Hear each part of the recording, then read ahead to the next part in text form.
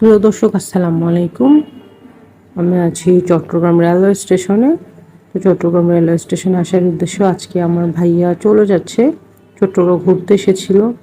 তো ভাইয়া যাওয়ার সময় আমি ভাইয়াকে ট্রেনে উঠিয়ে দিতে আসি। উঠিয়ে দেওয়া তো দরকার পড়ে না, তাও ভাইয়ার সাথে আর একটু সময় থাকা যাবে, এই জন্যই আসি মূলত স্টেশনে।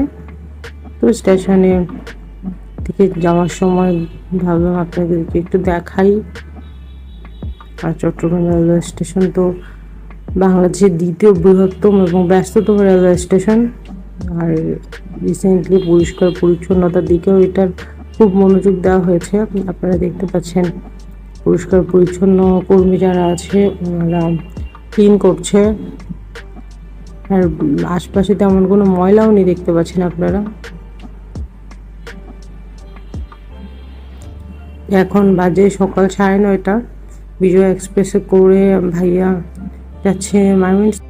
স্টেশনটা দেখতে থাকুন, আর আমি চেষ্টা করব আপনাদেরকে চট্টগ্রাম রেলওয়ে স্টেশন সম্পর্কে কিছুটা ইনফরমেশন দেওয়ার জন্য।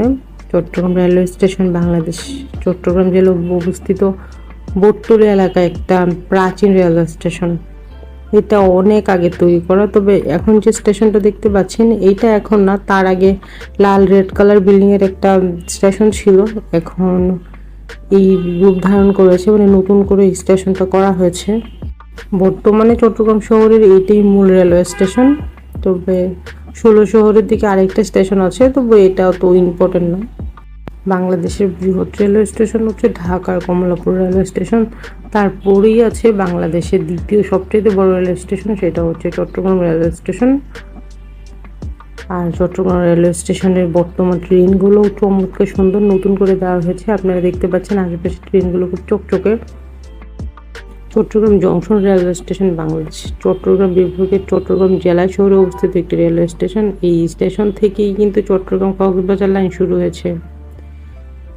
এই স্টেশনটির আরও একটি নাম আছে, অনেকে এটিকে কেবিন স্টেশন নামেও চিনে থাকে। এটা চট্টগ্রাম রেলওয়ে স্টেশন, কেউ আবার বটতলী বলে, কেউ কেবিন স্টেশন বলে, কেউ চট্টগ্রাম জংশন রেলওয়ে স্টেশন বলে। অনেকগুলো নামে এটা পরিচিত, তবে বর্তমানে এটা এত সুন্দর করা হয়েছে, আমি চাচ্ছি আপনাদেরকে পুরাটা দেখানোর জন্য। আমি চেষ্টা করব এই স্টেশনটা যতটা সম্ভব আপনাদেরকে ঘুরে ঘুরে দেখানোর জন্য।